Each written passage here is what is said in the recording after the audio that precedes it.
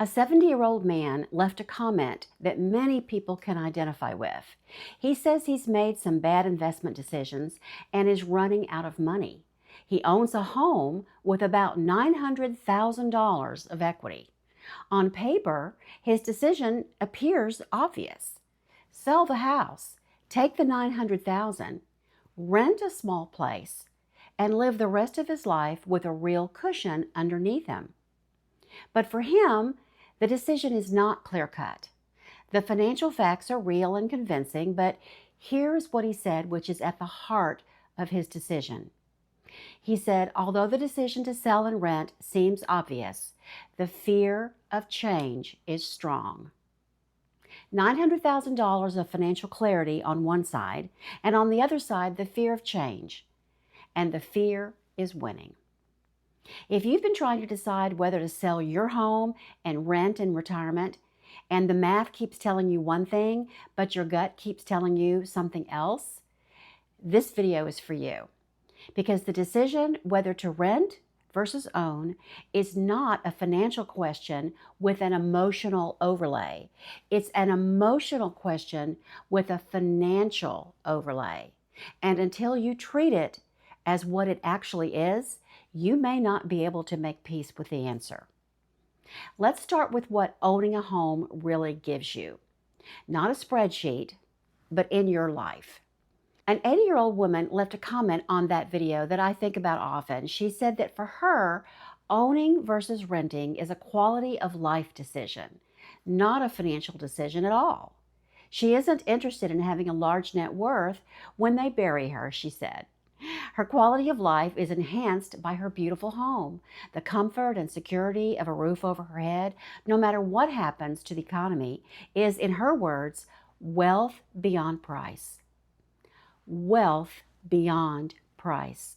That's what ownership is offering you. Not an investment return, not a hedge against inflation, a kind of sovereignty, the ability to paint the walls whatever color you want, to plant a garden that will still be blooming in 5 years because you'll still be there to see it, to know that no one, no landlord, no property manager, no corporate owner can hand you a notice and disrupt the shape of your life. A woman wrote in from Cyprus. She had lived in her rental for 15 years there. It was home. In August, she was given a court order to leave in 7 days because the owners had sold the property. She has cats and dogs. She faced the prospect of sleeping in her car and letting her pets go. At the last possible moment, she found a place and got a 1-week extension to move. She is now saving urgently to get back to a property that she owns in the States because she never wants to be forced to move again. Another viewer wrote in and said that she was forced out of rentals multiple times in her late 30s when landlords sold their properties. The emotional upheaval, in her words, was awful. The idea of going through that in her 60s or 70s is unthinkable to her. A couple in Canada told me their plan, which almost made me cry. They have 3 dogs. They know those dogs have roughly 10 good years left. Their entire housing strategy for the next decade is built around giving their dogs a backyard for the rest of their lives. And their dogs are what bring them joy. After the dogs are gone, they'll downsize. That is design mode. That is someone who clearly understands exactly what their home means to them and what it's for. A widow in California wrote that her husband passed away 2 years ago. They'd owned the home for 27 years. She's kept it beautiful. It would sell for $500,000, she said, and her property taxes are locked low under Prop 13 in California. She loves spending time there. It is, in every sense that matters, hers, and provides her with peace and security. A man who flatlined on an operating table and came back wrote to say that after that experience, the only thing that matters to him is living so he won't be haunted by regrets. He built his life from restoring furniture pulled out of dumpsters, he said. He doesn't want debt. He doesn't want complication. He wants to not be haunted by regret. He is clear about what's important to him, and his housing decision is governed by that knowledge. Ownership of your home gives you roots, control, the deep comfort of a door that is yours and that no one can take away from you, a set of walls that hold your history. For some of you, that's worth almost anything. And if that's you, you probably know it. Your body knows it before your mind does. Now, let me talk to you about what renting gives you, because the ownership conversation tends to romanticize staying, and renting gives you something valuable too. Renting gives you freedom. It gives you the freedom to move near your daughter when she finally has the baby, without waiting 18 months for your house to sell. It gives you the freedom to try a new city before you commit to moving there.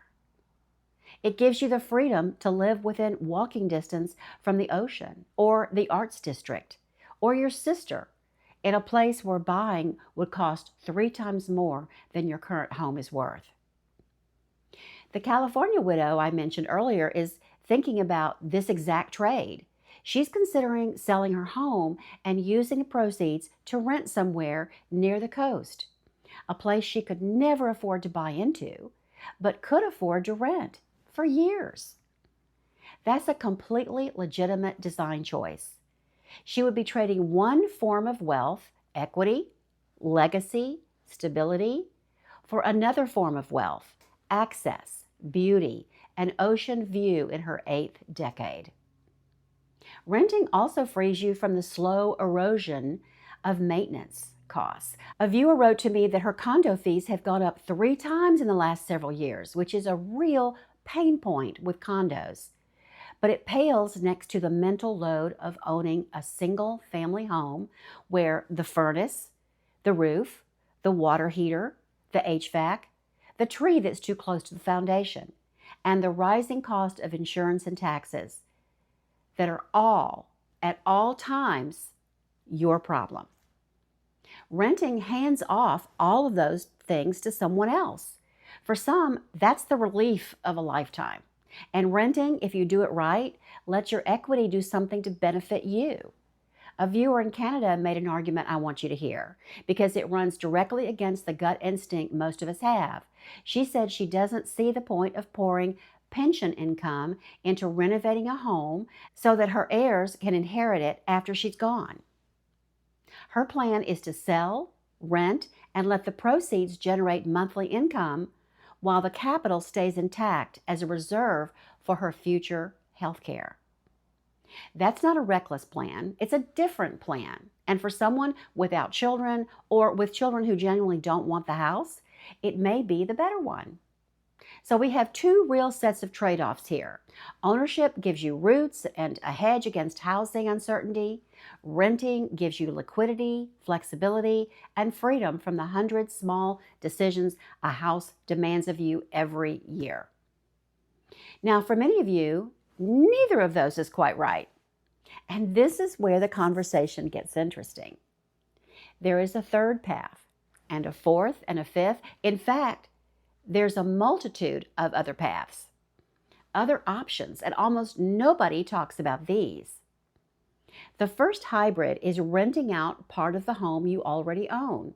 If you have a finished basement with its own entrance, a guest suite over the garage, a mother-in-law apartment that could be converted, you're sitting on income.